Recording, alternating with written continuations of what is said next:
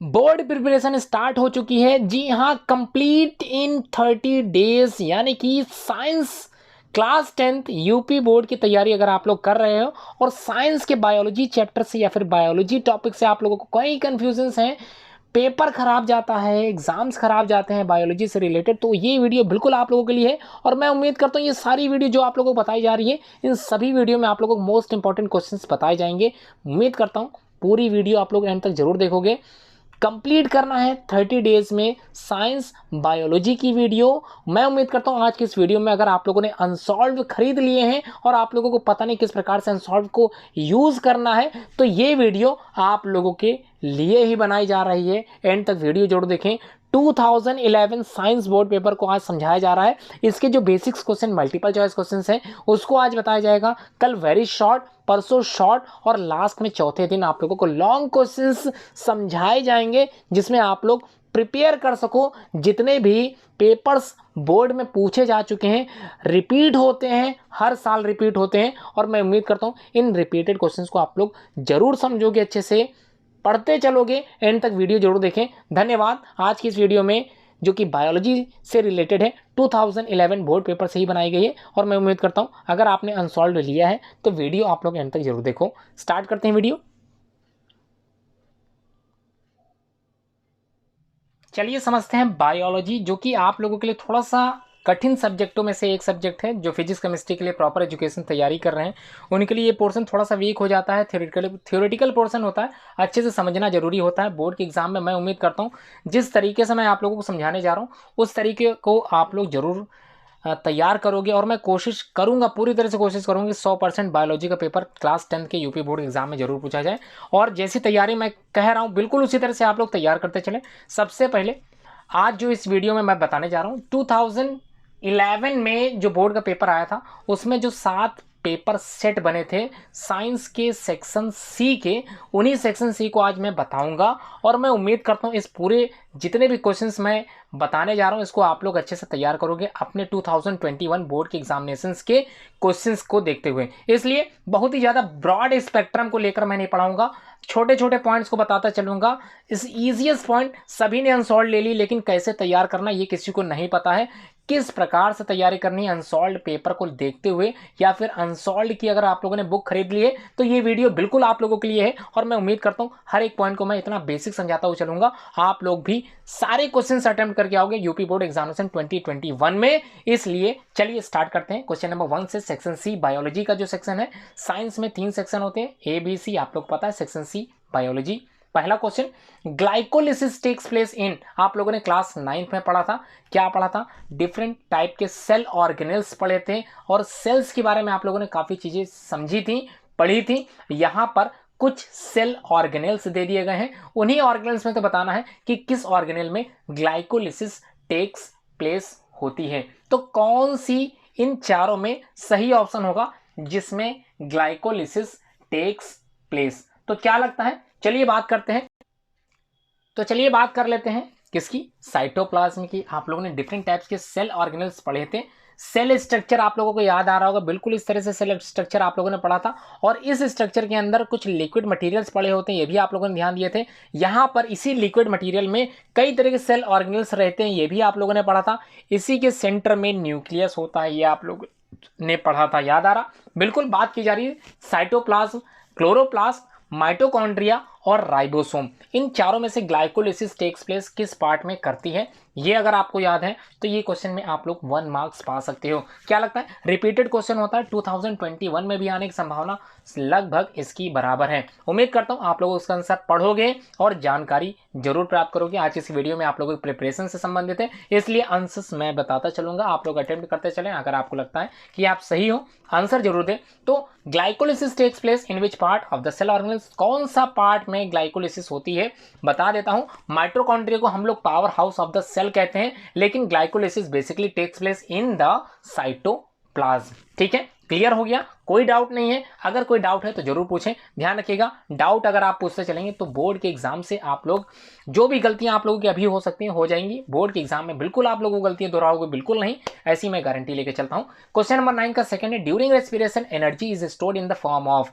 Energy जो होती है वो स्टोर होती है, उसका यूज हम लोग करते हैं एनर्जी को स्टोर होती है किस फॉर्म में, इसको समझने के लिए आप लोगों को 3 ऑप्शन जो बेसिकली दिए गए हैं इनके फुल फॉर्म आने चाहिए, और मैं उम्मीद करता हूं आप लोगों को इसके फुल फॉर्म याद होंगे, क्योंकि बोर्ड के एग्जाम में ऐसे क्वेश्चन भी देखने के लिए मिल सकते हैं जो इतने ईजी होते हैं जो आप लोगों ने बिल्कुल इग्नोर कर दिए होते हैं। जी हाँ, कई स्टूडेंट्स इग्नोर कर देते हैं ऐसे क्वेश्चन जो बहुत ही ज़्यादा इजी होते हैं, लेकिन उसको भी सीखते चलिए, समझते चलिए, पढ़ते चलिए, और जानकारी तो आप लोगों को करनी है। बायो ऐसा विषय है जिसमें आप लोगों को थियोरेटिकल समझना होगा। अगर नहीं समझ में आएगा तो आप लोग बिल्कुल ध्यान रखेंगे, मिस्टेक तो करके आओगे ही।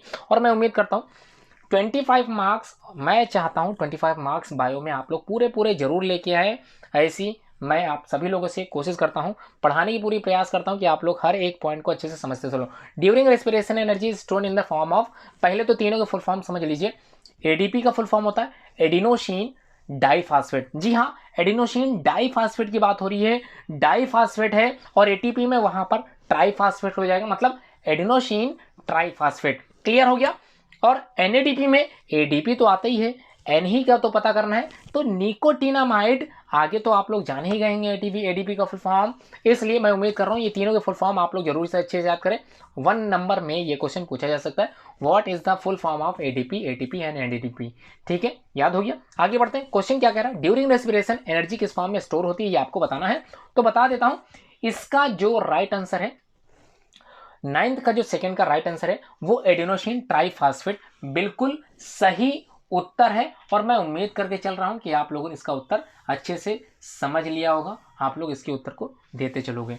ठीक है, एटीपी एडिनोसिन ट्राइफॉस्फेट याद रहेगा, मोस्ट इंपॉर्टेंट क्वेश्चन है, 2021 में भी आ सकता है, इसलिए पढ़ते जरूर चलें। अगर आप लोग अनसॉल्व पेपर सॉल्व कर रहे हैं 2011 का, तो मैं सारे क्वेश्चंस आप लोगों को समझाते चल रहा हूं। अनसॉल्व सिर्फ लेने से नहीं फायदा होगा, उसको पढ़ना भी जरूरी है। इसलिए सबसे पहले आप लोगों को 4 मार्क्स कंप्लीट करने हैं बिल्कुल सही।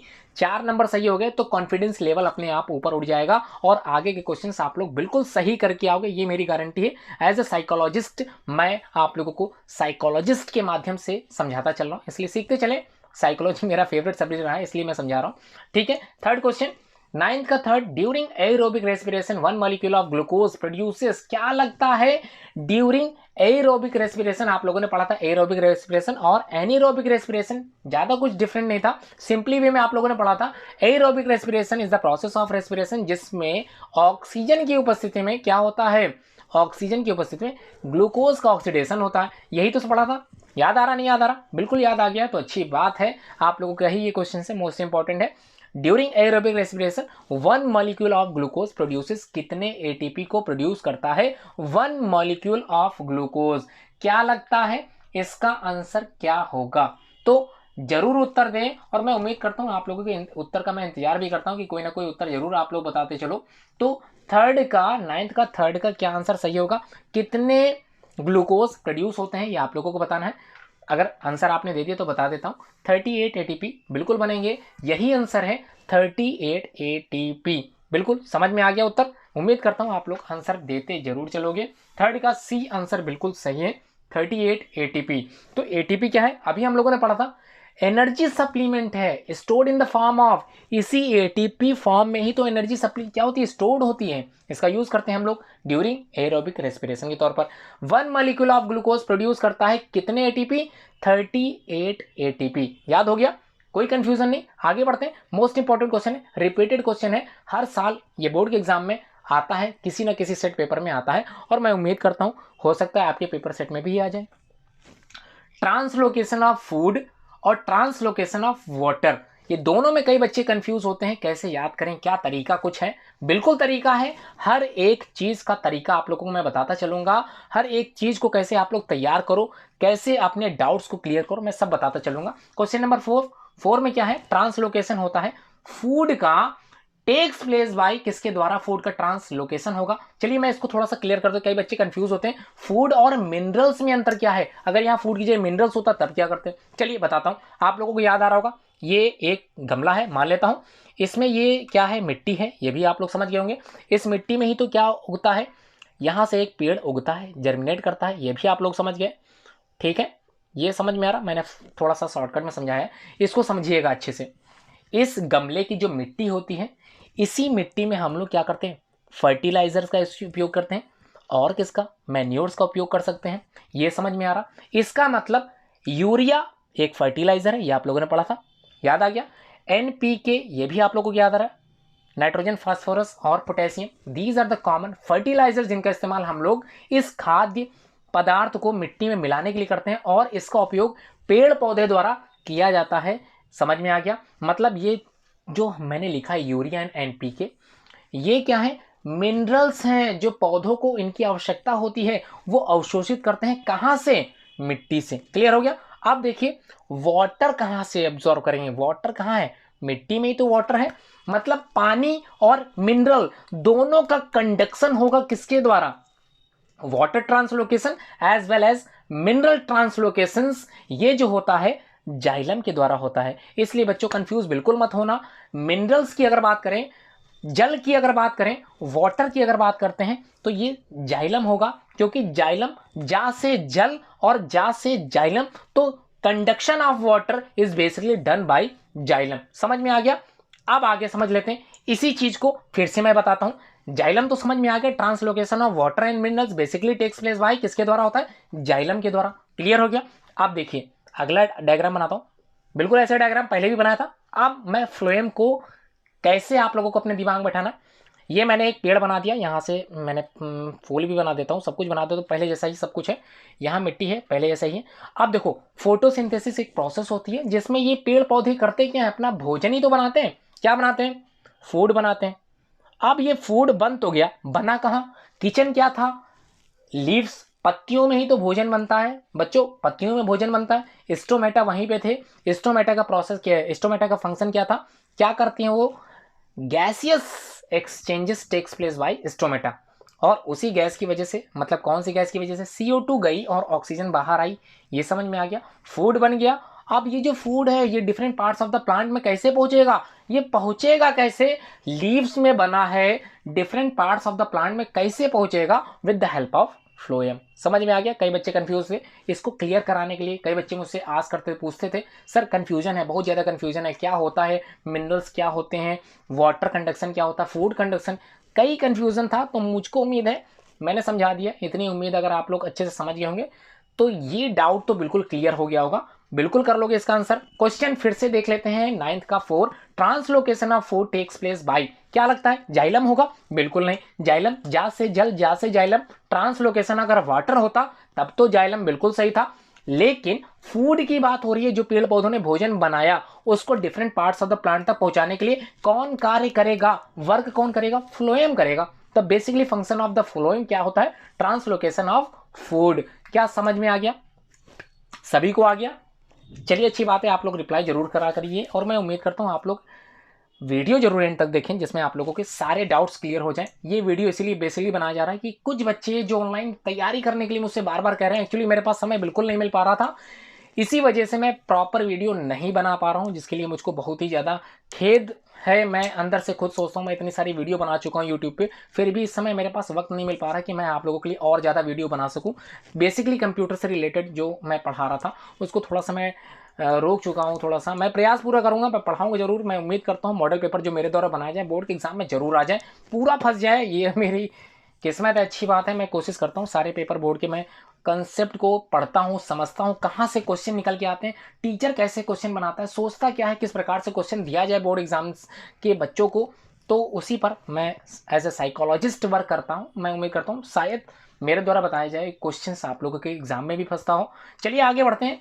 नेक्स्ट सेट 1 के सारे क्वेश्चन आप लोगों को समझ में आ गए और मैं उम्मीद करता हूँ ये सारे क्वेश्चंस आप लोग तैयार कर लिए हो। आगे बढ़ते हैं, एक बार आप लोग देख लीजिए, एक बार कहीं कोई कंफ्यूजन तो जरूर पूछिए, अपनी कॉपी में कंफ्यूजन लिखिए, व्हाट्सअप करिए, व्हाट्सएप पे मैं रिप्लाई बिल्कुल दूंगा। कई बच्चे मुझसे व्हाट्सएप पे जुड़े हुए हैं, रिप्लाई करते हैं। कभी कभी स्कूल टाइम पे मैं थोड़ा सा व्यस्त हो जाता हूँ, मैं रिप्लाई नहीं कर पाता हूँ, उसके लिए मैं क्षमा चाहता हूँ आप सभी लोगों से जो मैं रिप्लाई नहीं कर पाता हूँ। कोशिश करता हूँ, मैं पूरी कोशिश करता हूँ। एक्चुअली मैं एज अ लेक्चरार बायोलॉजी मुझको समझ लो, या फिर एज ए मैनेजमेंट मैनेजर समझ लो मुझको, मेरी कोचिंग का यूबिन्स क्लासेस की तरफ से मैं पढ़ाता भी हूँ और सेवा भी दे रहा हूँ अपनी कोचिंग में।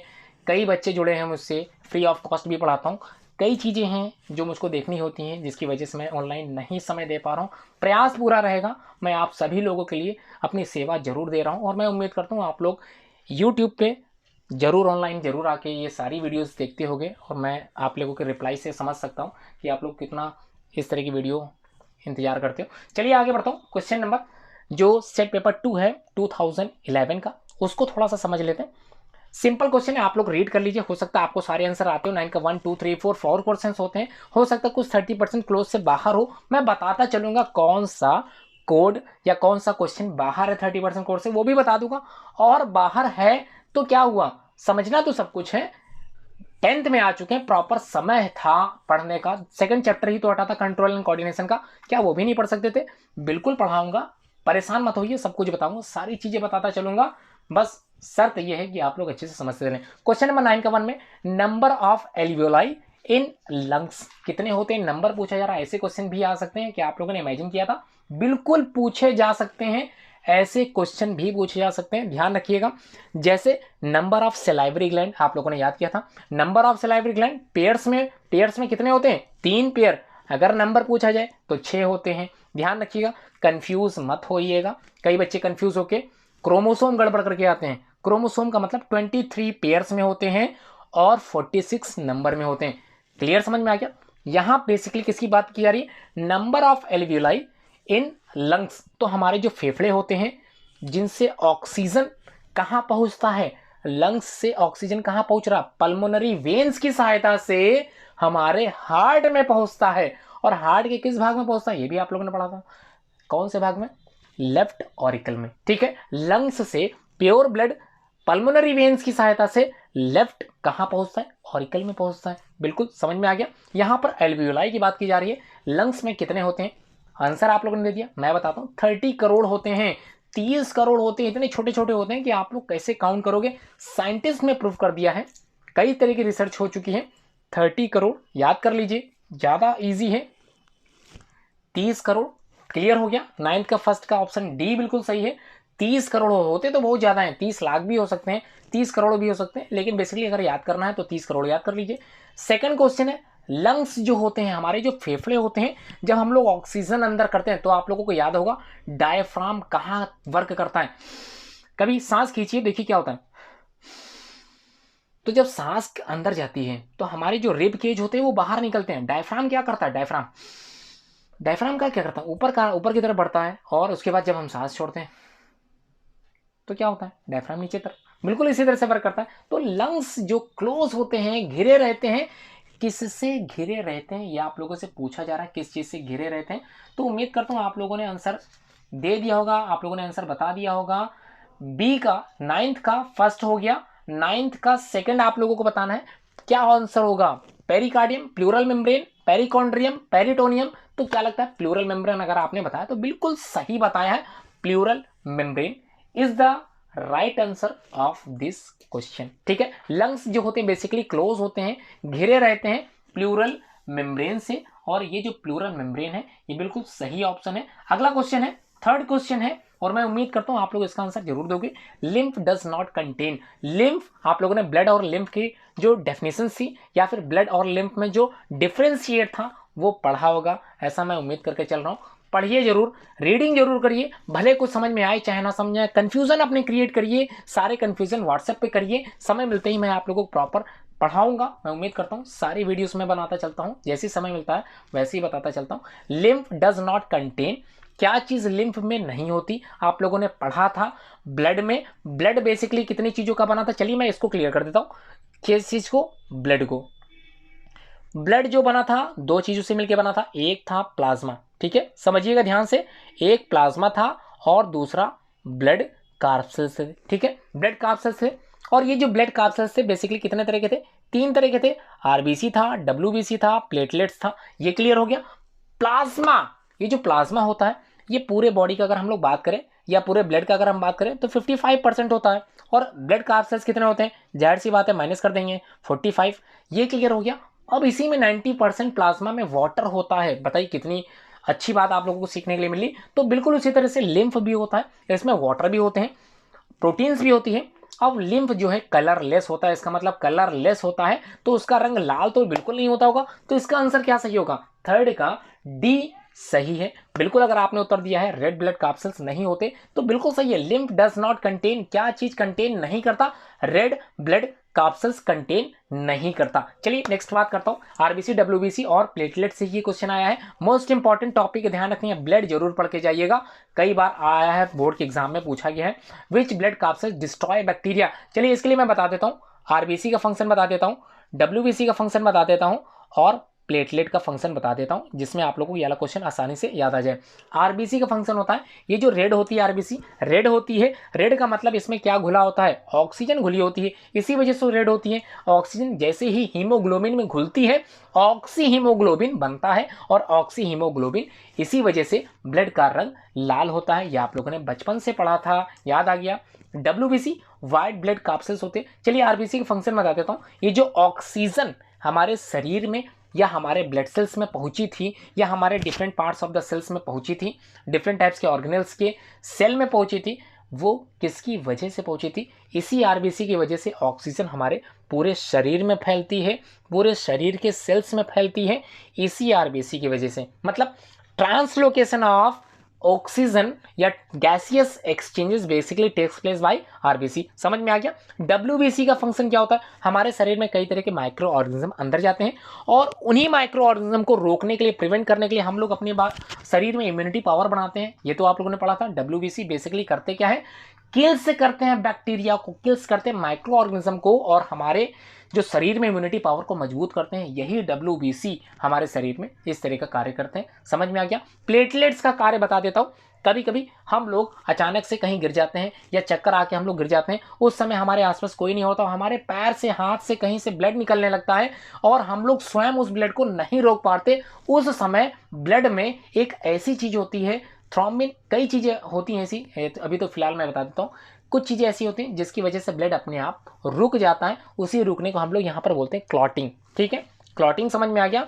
तो basically clot the blood, platelets का वर्क होता है कि ब्लड को क्लॉट कर देना, रोक देना, निकलने से रोक देना, ये वर्क होता है प्लेटलेट्स का। चलिए क्वेश्चन समझ में आ गया। सारी चीजों के फंक्शंस मैंने बता दिए। क्या होगा इसका आंसर, कौन सा ब्लड कैप्सूल्स डिस्ट्रॉय करता है बैक्टीरिया का, मतलब माइक्रो ऑर्गेनिज्म का। आंसर याद आ गया, डब्ल्यूबीसी। अगर आपने लगाया है बिल्कुल सही लगाया है, बिल्कुल सही लगाया। क्वेश्चन समझ में आ गया।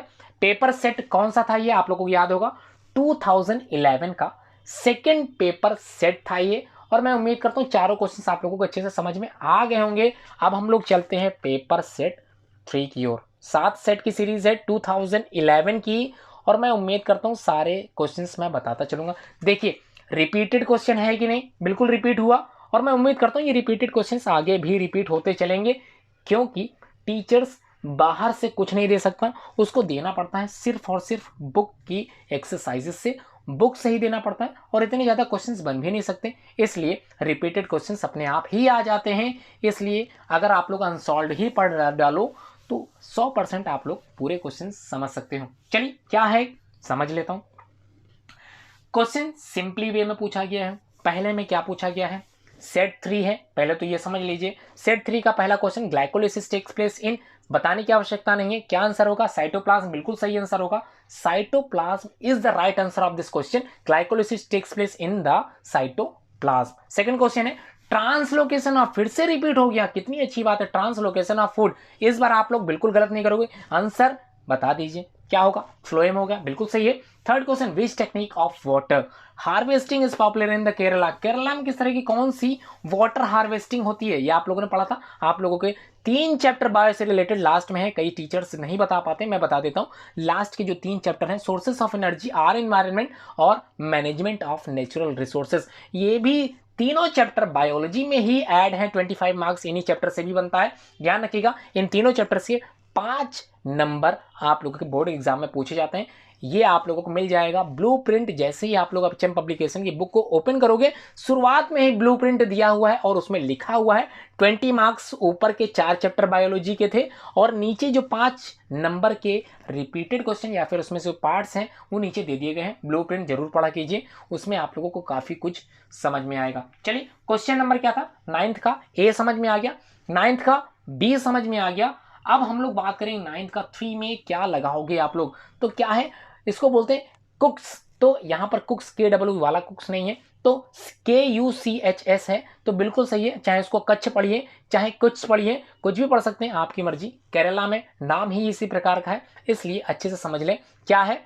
Water harvesting is mostly popular in Kerala. Kerala में जो पानी बचत होती है, रेन वाटर हार्वेस्टिंग जो की जाती है, पानी को रोका जाता है, उसको जो संरक्षित किया जाता है, उसकी जो प्रोसेस होती है या फिर उसकी जो टेक्निक होती है, उसको हम लोग यहाँ पर कुछ बोलते हैं। तो ये आप लोग अच्छे से समझ लीजिए। ऐसा ही question khadin system water harvesting का आया था, जो कि राजस्थान में था।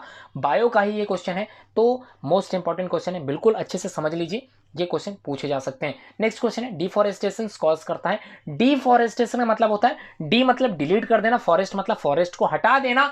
क्या कॉज करेगा, क्या लगता है क्या चीज कॉज करेगा, तो बता देता हूं। डिफॉरेस्टेशन, फॉरेस्ट को हटाते ही उसमें क्या होगा, upper layer of the top most soil की जो लेयर होती है, upper most layer of the soil surface, वो रिमूव हो जाएगी और सबसे ज्यादा प्रभाव उसी सॉइल लेयर पर पड़ेगा। ऊपर के लेयर का हट जाना ही कहलाता है सॉइल इरोजन। अगर आपने उत्तर सॉइल इरोजन दिया है तो बता दूं, बिल्कुल उत्तर आपका सही है। चलिए, उम्मीद करता हूं ये सारे क्वेश्चंस के आप लोगों ने आंसर्स बिल्कुल सही दिए होंगे। आगे बढ़ते हैं, सेट पेपर 4। उम्मीद करता हूं सेट पेपर 4 भी आप लोग अच्छे से देते चलोगे। 4 क्वेश्चन फिर से आप लोगों को मिले हैं। कौन कौन से क्वेश्चन है, आप लोगों ने पहला क्वेश्चन पढ़ ही लिया होगा, ग्रीन प्लांट्स आर। ऐसे क्वेश्चन भी बताइए, बायोलॉजी में पूछेंगे क्लास 10th में। इतने इजी क्वेश्चन, बिल्कुल इजी आता है बायोलॉजी, बस थोड़ी सी पढ़ाई कम हो जाती है आप लोगों की, इसलिए आप लोग अटेम्प्ट नहीं कर पाते हो। और मैं उम्मीद करता हूँ पढ़ाई इस बार जबरदस्त की होगी आप लोगों ने। कोरोना काल में मैंने शुरू से ही आप लोगों को लेक्चर क्लास दी है और मैं उम्मीद करता हूँ आप लोग आंसर्स लगाते चलोगे। क्वेश्चन नंबर 9 का फर्स्ट, ग्रीन प्लांट्स क्या होते हैं, क्यों कहलाते हैं, क्या कहलाते हैं, यह सब आप लोगों ने पढ़ा था। कब पढ़ा था, न्यूट्रिशन में, टाइप्स ऑफ न्यूट्रिशन में ग्रीन प्लांट्स आप लोगों ने पढ़े थे। कैसे होते हैं ग्रीन प्लांट्स, बेसिकली कैसे होते हैं, ऑटोट्रॉफिक मोड ऑफ न्यूट्रिशन वाले होते हैं। आप लोगों ने समझा होगा, पढ़ा होगा, जानकारी होगी आप लोगों को। नेक्स्ट क्वेश्चन है, क्वेश्चन नंबर 2 है। सेकंड में क्या है, hydro power plant. Energy basically जो होती है, इलेक्ट्रिसिटी जनरेट होती है, वो इसी वजह से होती है। Hydro power plants generate electricity from, 4 option है। अ लिक्विड है, समझ में आ गया, अ लिक्विड है, बाय हॉट लिक्विड है, बाय स्टीम है, भाप है, या फिर bye potential energy of water. क्या लगता है चारों में से कौन सा राइट आंसर होगा। इस तरह के क्वेश्चंस आप लोग तब ध्यान दें अगर कोई ऑप्शन बहुत ही लंबा खिंच जाए तो आंसर वही होता है। बिल्कुल सही है। अगर आप लोग डी ऑप्शन पे जाते हैं, bye potential energy of the water, बिल्कुल सही है। हाइड्रो पावर प्लांट्स में इसी का इस्तेमाल करके इलेक्ट्रिसिटी जनरेट की जाती है, इलेक्ट्रिसिटी बनाई जाती है और हमारे घर तक पहुंचती है। बिल्कुल सही है अगर आपने डी ऑप्शन चूज किया था। चलिए नेक्स्ट है, थर्ड वाला क्वेश्चन पढ़ लेते हैं। क्या है, बायोस्फीयर इंक्लूड। तो बायो से आप लोग समझ गए होंगे, बायो मतलब जहां जहां लाइफ मिल जाए उसे बोलते हैं बायोस्फीयर। तो लाइफ कहां कहां मिलेगी, हाइड्रोस्फीयर, पानी में भी मिलेगी, हाइड्रोस्फीयर मतलब पानी में, एटमॉस्फेयर मतलब वायु में, और लिथोस्फीयर मतलब हमारे जहां पर हम लोग रहते हैं उसको बोलते हैं, हमारा जो वायुमंडल है उसके नीचे जहां हम लोग रहते हैं, स्थल मंडल जिसको बोलते हैं, उसी को यहाँ पर लिथोस्फीयर कहा गया है। तो इसका मतलब तीनों ही जगह हम लोगों को जीवन मिलता है, यानी कि ऑल ऑफ दीज अगर आप लोगों ने लगाया बिल्कुल सही है। नेक्स्ट क्वेश्चन नंबर 4 में आप लोगों से पूछा है, depletion of ozone layer is mainly due to. तो किसकी वजह से ओजोन लेयर डिप्लीट होता है। जी हाँ, अगर आप लोग अपने घरों में एसी का इस्तेमाल करते हो तो बता देता हूँ, इससे निकलने वाली जो हार्मफुल गैसेस होती हैं, इससे निकलने वाली जो क्लोरोफ्लोरो जो गैस होती है, क्लोरोफ्लोरोकार्बन, वो हमारे वायुमंडल की ओजोन लेयर को डिप्लीट करने में अपनी भूमिका निभाती है। इसलिए अगर आपने पहला ऑप्शन लगाया क्लोरोफ्लोरोकार्बन, सीएफसी जिसको बोलते हैं, कभी कभी सीएफसी का फुल फॉर्म पूछा लिया जाता है, तो क्लोरोफ्लोरोकार्बन इसी की वजह से हमारे एटमॉस्फेयर की जो ओजोन लेयर होती है वो डिप्लीट होना स्टार्ट कर देती है और हार्मफुल रेस डायरेक्टली हमारी धरती पर आ जाते हैं, जिसकी वजह से कई तरह की बीमारियां होती हैं, जिनमें से एक बीमारी कैंसर होता है। ये अंटार्कटिका में देखा जा चुका है। इसलिए उम्मीद करता हूँ पेपर सेट 4 के भी आप लोगों ने आंसर्स सही बताए होंगे। अब हम लोग बात करते हैं पेपर सेट 5 की। तो पेपर सेट 5 में कौन से क्वेश्चन है इसको देख लेते हैं। नंबर ऑफ ऑटोसोम, ध्यान रखिएगा, कई बच्चे कंफ्यूज होते हैं ऑटोसोम में और सेक्स क्रोमोसोम में। तो बता देता हूं, टोटल नंबर ऑफ क्रोमोसोम आप लोगों ने याद किए थे कितने होते हैं, 46। इसका मतलब कितने पेयर हो गए, 23 पेयर। अब इसी में से तो करना है, कुछ कंफ्यूजन वाला है ही नहीं। अगर 23 पेयर क्रोमोसोम्स हमारे शरीर में है, या फिर सॉरी शरीर में हमारे सेल्स में है, तो इसका मतलब ये हुआ कि इसी 23 पेयर को कैसे बांटा गया है, 2 भागों में बांटा गया है। एक कहलाते हैं ऑटोसोम, ठीक है, एक कहलाते हैं ऑटोसोम और दूसरे कहलाते हैं सेक्स क्रोमोसोम। सेक्स क्रोमोसोम का मतलब जो क्रोमोसोम किसी सेक्स को सेपरेट करते हैं, मतलब मेल है या फीमेल है उसको बता दें, उसको बोलते हैं सेक्स क्रोमोसोम। तो कितने पेयर के होते हैं?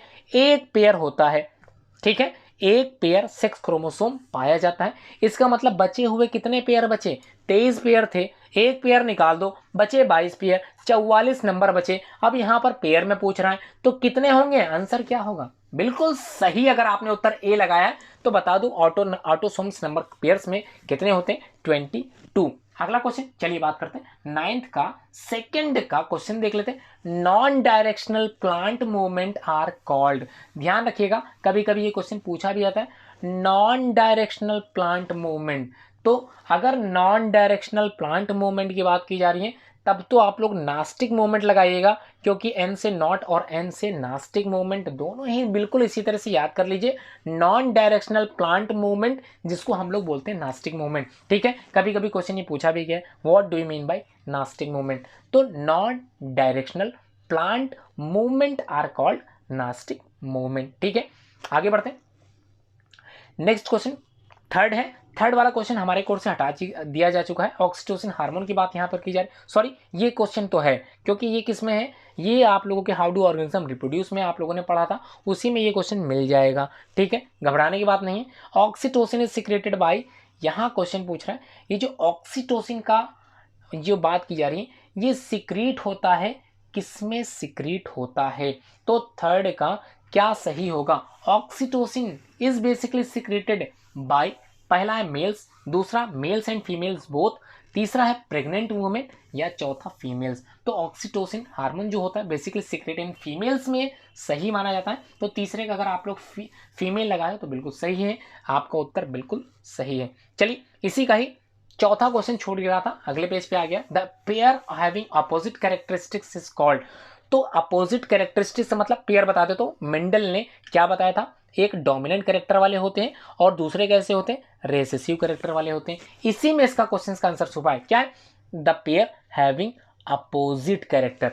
तो अपोजिट कैरेक्टर क्या हुआ? ये अपोजिट कैरेक्टर हुआ, इसका मतलब ये डोमिनेंट था और इसी का अपोजिट क्या था? रेसेसिव था। क्या आंसर में रेसेसिव है कहीं? बिल्कुल होगा, अगर नहीं है तो चलिए इसके लिए भी कुछ ना कुछ आंसर मिल जाएगा। क्या मिलेगा बता देता हूं। एलिलोमॉर्फ और एलील आप लोगों ने पढ़ा था, ये थोड़ा सा अलग अलग लिख गया है। एलील बोले चाहे एलिलोमॉर्फ बोले, एलील्स ही अपोजिट कैरेक्टर वाले पार्ट्स कहलाते हैं, ठीक है। मेंडल ने ऐसा कहा था, उनकी एलिलोमॉर्फ आप लोगों ने टर्म्स पढ़ा होगा, उसमें एलिलोमॉर्फ आया होगा। इसलिए ध्यान रखें, क्वेश्चन ऐसे भी अटेम्प्ट कर सकते थे। होमो का मतलब सिमिलर होता है, डोमिनेंट का मतलब सिमिलर होता है, और सिमिलर तो सिमिलर है ही है, तो बचा क्या? एलिलोमॉर्फ। बिल्कुल अपोजिट लक्षण वाले जो कैरेक्टरिस्टिक्स होते हैं उनको हम लोग एलिलोमॉर्फ कहते हैं। हेरिडिटी एंड इवोल्यूशन चैप्टर में ये पॉइंट मोस्ट इंपॉर्टेंट है। चलिए आगे बढ़ते हैं। सेट 6 जो कि मोस्ट इंपॉर्टेंट है, 2011 सेट पेपर में लगा रहा हूं, इसलिए आप लोग अच्छे से समझ लीजिए। अगर आप लोग भी अनसॉल्व सॉल्व करना स्टार्ट कर चुके हैं तो ये वीडियो आप लोगों के लिए ही बनाई जा रही है, और मैं उम्मीद करता हूं सारे क्वेश्चन में समझाता चलूंगा। कल की जो सीरीज आने वाली है वो very short answer type questions के सॉल्यूशन पेपर में बताता चलूंगा, इसलिए आप लोग वीडियो जरूर देखें, एंड तक जरूर देखें, जिससे आप लोगों को क्वेश्चंस के सॉल्यूशन भी समझ में आए।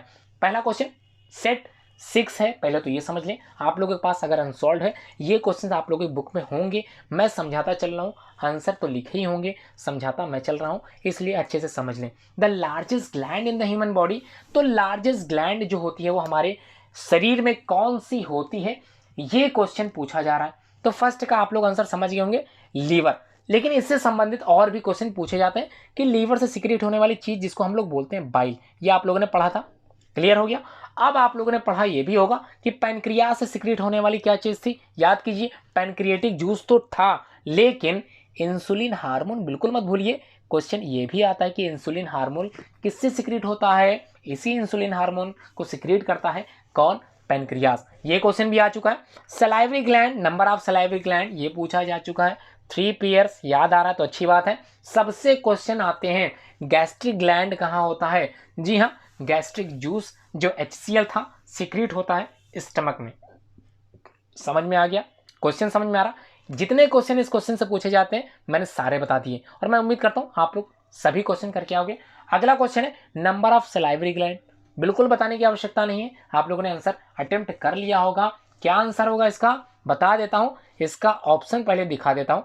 ऑप्शन है 1 2 3 5। क्या लगता है कौन सा पेयर होगा इसका? सेकंड का क्वेश्चन का अगर आप लोगों ने 3 पेयर दिया, बिल्कुल सही दिया है, बिल्कुल सही है। चलिए आगे बढ़ते हैं। इन food chain energy flow is कैसा होता है? एनर्जी का जो फ्लो होता है इन फूड चेन में कैसा होता है? बता देता हूं, यूनिडायरेक्शनल होता है, एक दिशा मार्ग बताता है, सिर्फ एक दिशा में चलता है। कैसे चलता है बता देता हूं, यहां से चलता है, ग्रीन ग्रास से बढ़ेगा, कहां जाएगा? एक यूनिडायरेक्शनल में चलता है, बाई डायरेक्शनल वर्क नहीं करता है। इसलिए अगर आपने यूनिडायरेक्शनल लिखा है, बिल्कुल सही उत्तर आपका है। चलिए आगे बढ़ देते हैं। This is biodegradable. इन चारों में से कौन सा एक बायोडिग्रेडेबल है? मतलब जिसको ऑर्गेनिक एंड इनऑर्गेनिक, या फिर जिसको हम लोग ऐसे कह सकते हैं कि डिकम्पोजर्स जो होते हैं वो डिग्रेड कर देते हैं किसी भी सब्सटेंस को, तो डिग्रेड हो जाने वाले सब्सटेंसेस को हम लोग बोलते हैं बायोडिग्रेडेबल। ठीक है, तो बायोडिग्रेडेबल इनमें से कौन सा है? पॉलीथीन क्या बायोडिग्रेड हो सकती है? आप लोगों ने पढ़ा था, रिसाइकिल होती है, लेकिन इसको जो है डिस्ट्रॉय नहीं किया जा सकता।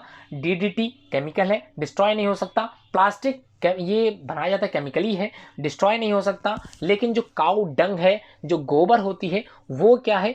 खाद्य के रूप में हम लोग कन्वर्ट कर देते हैं और उसको आसानी से बायोडिग्रेडेबल किया जा सकता है। अगर आपने उत्तर बी लगाया तो बिल्कुल आपका उत्तर सही है, और मैं उम्मीद करता हूं ये सारे क्वेश्चंस आप लोगों ने अटेम्प्ट कर लिए होंगे। लास्ट सेट बताने जा रहा हूं, और उम्मीद करता हूं आप लोगों ने आज की जो इस लेक्चर को अटेंड किया है, जिसमें आप लोगों को डिफरेंट टाइप के क्वेश्चंस जो पूछे जा रहे हैं बोर्ड के एग्जाम में, समझ में आ गए होंगे। चलिए, सेक्शन सी बायो का होता है, ये आप लोग जानते हैं। लास्ट सेट है, जी हाँ, आखिरी सेट है 2011 का। During respiration in human body क्या होता है? रेस्पिरेशन जब होता है तो हम लोगों को याद है ग्लूकोज का ऑक्सीडेशन होता है in the presence of oxygen, उसी को हम लोग बोलते हैं उसी को हम लोग बोलते हैं एरोबिक रेस्पिरेशन। याद आ गया? बिल्कुल वही चीज यहां पर है। ड्यूरिंग रेस्पिरेशन क्या चीज होगी तो आप लोगों ने पढ़ लिया होगा, ग्लूकोज का ऑक्सीडेशन होता है, इसलिए बी ऑप्शन बिल्कुल सही है। ग्लूकोज का ऑक्सीडेशन होता है इसलिए glucose is oxidise. Second question most important, देखिए एक और क्वेश्चन मिल गया, पैनक्रियाज से मिला है। आइसलेट्स ऑफ द लैंगरहैंस ये पाए जाते हैं पैनक्रियाज में। बेसिकली आप लोगों ने बीटा सेल्स पढ़ा होगा इसी पैनक्रियाज में, तो उसी के ही पार्ट में ही आइसलेट्स ऑफ लैंगरहैंस पाए जाते हैं, और उसी से सिक्रेट होने वाला हार्मोन जिसको इंसुलिन हार्मोन के नाम से जाना जाता है। और मैं उम्मीद करता हूं आप लोगों ने इंसुलिन हार्मोन के फंक्शंस को समझ लिया होगा। इसमें शुगर का क्या होता है? पाचन होता है, अब्जॉर्प्शन होता है शुगर का, जिसकी वजह से अगर इंसुलिन हार्मोन की हमारे शरीर में कमी हो जाए और शुगर का लेवल बढ़ता चला जाए तो मधुमेह, जिसको डायबिटीज बोलते हैं, ये रोग हमारे शरीर में हो जाता है। अगला क्वेश्चन है 3, which blood corpuscles destroy bacteria? Repeated question है, और मैं उम्मीद करता हूँ ये आप लोग आंसर दे चुके होंगे, दे दिए होंगे। कौन सा ब्लड कार्सेल्स? 3 तरह के होते हैं ब्लड कार्सेल्स, पता होगा, आरबीसी, डब्ल्यूबीसी और प्लेटलेट। तीनों में से कौन सा ऐसा ब्लड कार्सेल्स होता है जो डिस्ट्रॉय करता है बैक्टीरिया को? तो डब्ल्यूबीसी इसका आंसर बिल्कुल सही है। अगर आपने डब्ल्यूबीसी लगाया बिल्कुल सही है आपका उत्तर। अगला है लिम्फ डज नॉट कंटेन, तो लिम्फ किस चीज को कंटेन नहीं करता? वाटर को, व्हाइट ब्लड कार्सेल्स को, प्रोटीन को, या फिर रेड ब्लड कार्सेल्स को? क्या लगता है? तो जी हाँ, रिपीटेड है, पूरा पेपर ही रिपीटेड है, पूरे सेट में से कई क्वेश्चंस रिपीट हुए हैं। व्हाइट ब्लड कार्सेल्स इसका राइट आंसर है, और मैं उम्मीद करता हूँ ये सारे क्वेश्चंस, सातों सेट के सारे क्वेश्चंस आप लोगों ने अच्छे से समझ लिए होंगे। इनमें से कोई भी क्वेश्चंस अगर रिपीट होता है 2021 एग्जामिनेशंस में, सातों सेट के किसी भी सेट पेपर में अगर आप लोगों को मिलता है वो सेट पेपर, तो आप लोग आंसर गलत बिल्कुल मत लगाइएगा। मैं उम्मीद करता हूँ इनमें से कोई क्वेश्चन जरूर पूछा जाएगा, 100% लिखित गारंटी है, कोई ना कोई क्वेश्चन जरूर पूछा जाएगा। पढ़ते चलिए, सब कुछ पढ़ते चलिए, इसलिए पढ़ते चलिए क्योंकि कोई भी क्वेश्चंस बाहर से आने वाला बिल्कुल नहीं है, इन्हीं में से क्वेश्चंस पूछे जाते हैं, रिपीटेड क्वेश्चंस आते हैं। एनसीईआरटी आप लोगों में चालू हो चुकी है, सारे क्वेश्चन मैं बताता चलूँगा, समझाता चलूँगा, इसलिए मैं उम्मीद करता हूँ आप लोग अपनी पढ़ाई में थोड़ा सा समय हर एक टॉपिक्स को देंगे। इसलिए मैं आप लोगों के लिए इस तरह की वीडियोस लेके आया हूँ। कल आप लोगों को इसी तरह की एक और वीडियो मिलने वाली है, इसी बायोलॉजी से रिलेटेड। 4 दिन की सीरीज होगी, और चारों दिन में मैं सारा जो सेट है, सातों सेट के बेसिक्स क्वेश्चन से वेरी शॉर्ट से लेके लॉन्ग क्वेश्चन तक सब कुछ एक्सप्लेन कर दूंगा, इसलिए अच्छे से समझते चले। आज इस छोटी वीडियो के माध्यम से मैंने बहुत कुछ समझाया है, और मैं उम्मीद करता हूं आप लोग इस वीडियो को हर एक वीडियो की तरह ही लाइक जरूर करोगे। लाइक का बटन प्रेस करना बिल्कुल ना भूलें, और अपने दोस्तों से इस वीडियो को शेयर जरूर करें, जिसमें उनको भी पता चले कि उनकी तैयारी इस कोरोना काल में कितनी अच्छी हुई है या कहीं कमी रह गई तो वीडियो से वो लोग अपनी कमी को दूर कर सकें, मैं उम्मीद करता हूँ। इसी उम्मीद के साथ मैं उमेश पांडे हर बार की तरह स्वागत करता हूँ आप लोगों को इस वीडियो में। आप लोग इतनी समय देते हो, इतने प्रॉपर समय में आते हो, समय भरपूर देते हो, जिसमें आप लोगों की पढ़ाई अच्छी हो पाती है। और मेरी वजह से अगर आप लोग अच्छे नंबर पाते हो तो मेरे लिए बहुत अच्छी बात है कि आप लोग मेरे यूट्यूब चैनल पर आके इतनी अच्छी वीडियोज़ को आप लोग समझते हो। धन्यवाद पूरी वीडियो देखने के लिए।